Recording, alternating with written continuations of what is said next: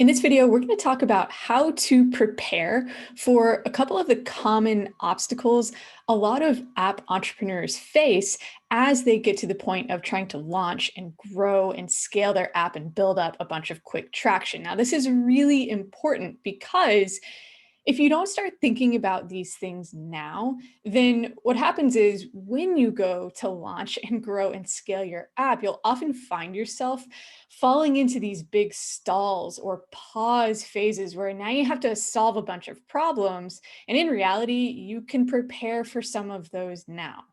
To be clear, I'm not saying that you need to try to anticipate every single quote unquote what if scenario that could possibly come your way, because that's just going to stall you even further. But there are two really common obstacles and things that you can sort of implement into your development and launch plan now that will really help you in the long run. Now, make sure you stick around until the end because there are two sort of paths that most apps and entrepreneurs go down. And we're going to talk about both of those so you can see where you fall and what you might come up against down the road. Now, first, if you're new around here, my name is Kristen, and I'm the co-founder of Coaching No Code Apps, where we help business owners and industry experts build custom apps to either start their app-based businesses or grow their existing businesses, all without coding and no technical background required. So, how do you prepare for a couple of these sort of obstacles that might come up down the road? Well, first, let's talk about what they are. So, number one, you might be building an app that already has a decent amount of competition in the marketplace. So, you might be building an app where there are already several or maybe even many existing alternatives to the solution that you are building. So other apps that people are already using. Now, on the other hand, you might be building an app where there's not currently a lot of competition in the market. There aren't really any existing solutions, or if there are, maybe they're not that great yet, or maybe they don't come in the form of apps. Maybe the existing solutions are things like spreadsheets or pen and paper, even. So chances are, right, you're going down one of those paths. So you have to figure out which one you're going down. And you should know this already. You should have a good idea of whether or not there are existing alternatives to the app you're building or not. And the challenges or the obstacles that you will face differ depending on which path you go down. Now, this might sound kind of obvious, but it's really not. It's really often overlooked. So, first, let's say you do have a lot of competition in your market. Well, right away, right now, when you are in the development stages of your app, you need to make sure that you're creating the right product. So number one, we don't advise just trying to copy a product and launch it and overtake the competition. You have to have some sort of differentiating factor. Now, we have a video on how to become the market leader with your app. And this actually goes really in depth into this, and it's going to help a lot. So definitely check that out if you haven't already. But essentially, you want to make sure that you are building an app that kind of makes up three different categories or combines three different things. So, number one, there has to be a need, right? There has to be a need for the type of solution that you're building. Now, if you already have some existing competition in the marketplace, then chances are you have found that there is a need for the solution you're building. And in this way, competition can actually be a really good thing because it validates your app idea, it validates your product. So that's a good thing.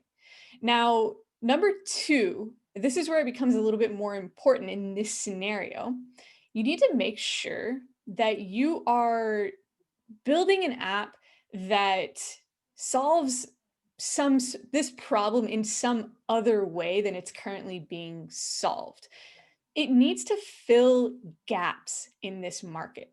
So chances are there are these existing solutions in the market, but chances are There are things that are wrong with them, or not, maybe not wrong with them, but there are things that could be better. Now, this doesn't have to specifically relate to the technical components of the product. It doesn't have to relate to the features or the functionality. It can be lots of different things.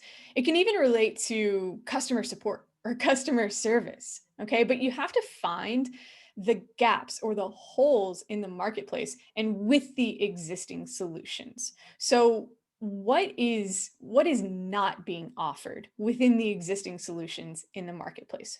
Okay, so we have these first two things. We have number one, you know there's a need for your solution. Number two, you're filling some sort of gap or a hole. In other words, you're not just copying a product that's already out there. Now, number three, and this is where it honestly gets even more important, you have to make sure that you're bringing something to the table as well. What's your skill set? What's your background? What's your knowledge or industry experience that sort of designates you as the person who should be building and launching this solution? What do you bring to the table? Again, this doesn't have to really be technical at all. You might just have a ton of contacts in this industry, or you might just have really deep experience because maybe you've worked in the industry for years or maybe even decades. Okay, but you have to make sure that you are building an app that can compete in the existing marketplace. And those three things are going to help you do that. Now, to add to that a little bit more, you're also going to have to make sure that you can talk about your app or the solution. We have a really important exercise that we take clients in our Built to Scale program through, and it's where we help them start to think about their messaging a little bit more so that when they're bringing those first users on board and when they start growing and scaling their app, they can actually talk about it in the right way. And if you have existing competition in your market, this is so important. And it's so important that you do it now. Even if you haven't launched the first version of your app yet, you need to start doing this now. A lot of people wait to think about how to even talk about their apps correctly until they think they're officially in the marketing and sales phase with their app-based business. But in reality, you have to be able to talk about your app correctly, even when you're bringing your first test users on board, when you're bringing your beta users on board, even when you're interacting with them to get feedback. You have to know how to talk about your app in a way that makes it stand out and makes it as a solution a no-brainer for users or potential users within your target market. So if you're going down this path where you have some existing competition, you really need to focus on those things and of course creating a quality product that you can actually put into a marketplace like that. Now, second, okay, let's say you're going down this path where there's really not a lot of existing competition.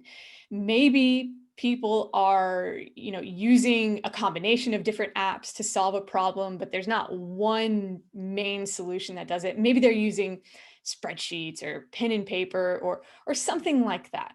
Okay, now you might be thinking, well, great, I'm set.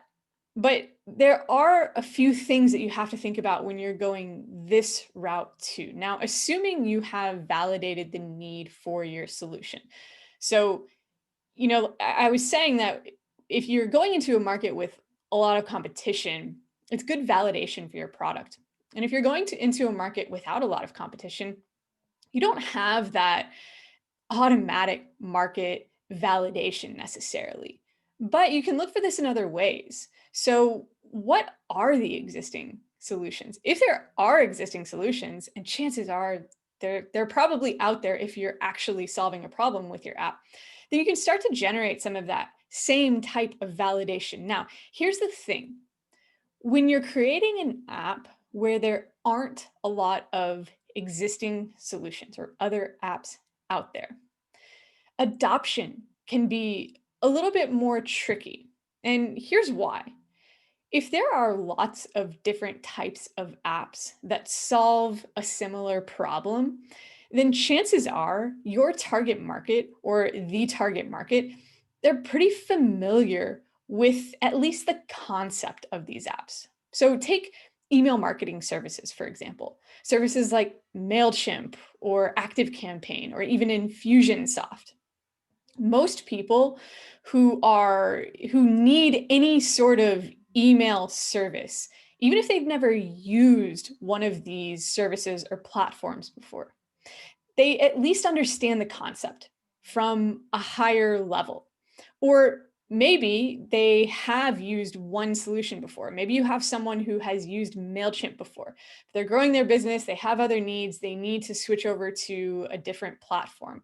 Well, even though this other platform is, it's different, maybe it's more robust, maybe there are different features, different functionality, it's still kind of in the same market or in the same space. It's still an email marketing service. So, a person switching from MailChimp to a different email marketing service, they're going to have an easier time adopting that app into their own processes, right? So just the knowledge of these solutions and maybe even previous use of alternative solutions, it just makes adoption easier from a conceptual standpoint, from a messaging standpoint, from, just understanding how things should work or what the outcome should be.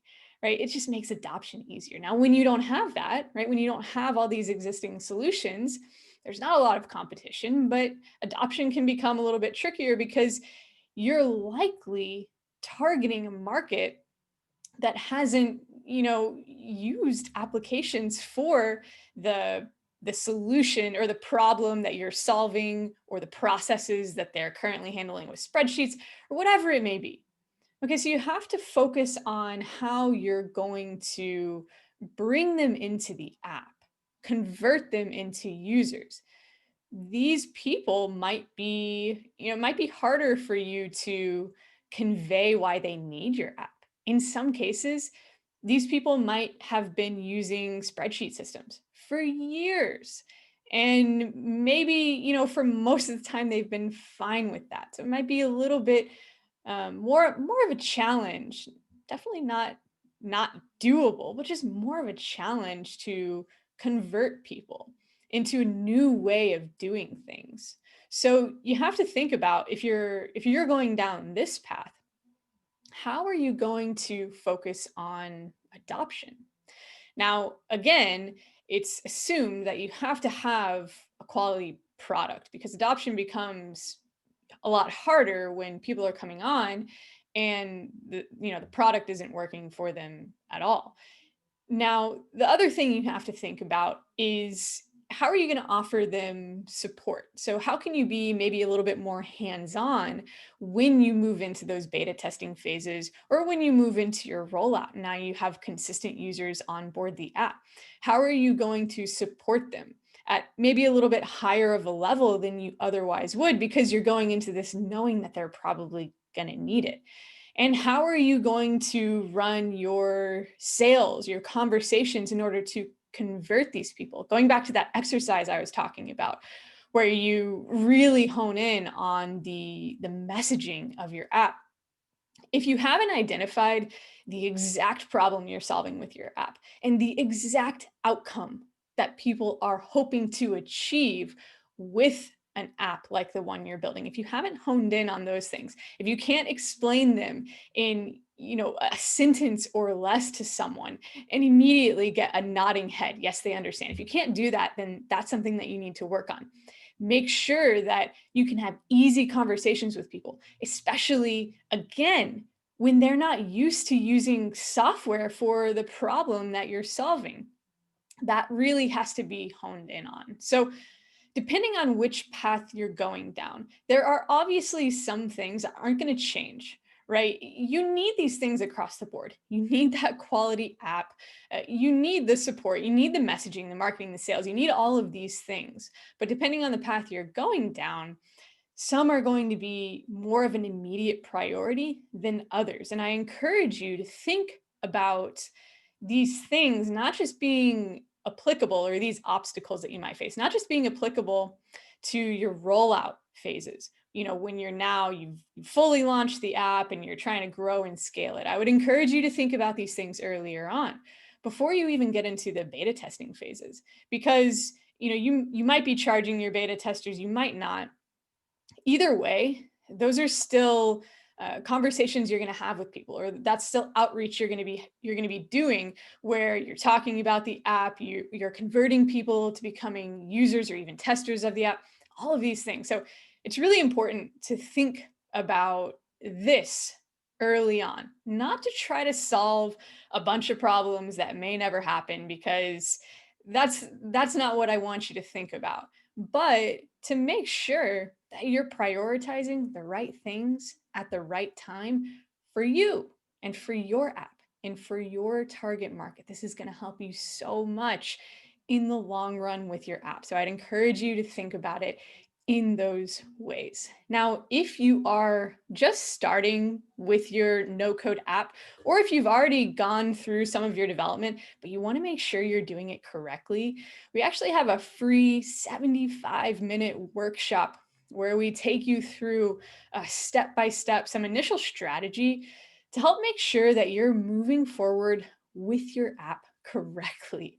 And I encourage you to go through this, because we don't want you backtracking or wasting time later on that you can save. So if you want to join in on that, you can head to coachingnocodeapps.com/workshop. Sign up for it there, go through the training, make sure you're headed forward in the right direction with your no code app. All right, I hope this is helpful. Thanks so much for watching, and we'll see you in the next one.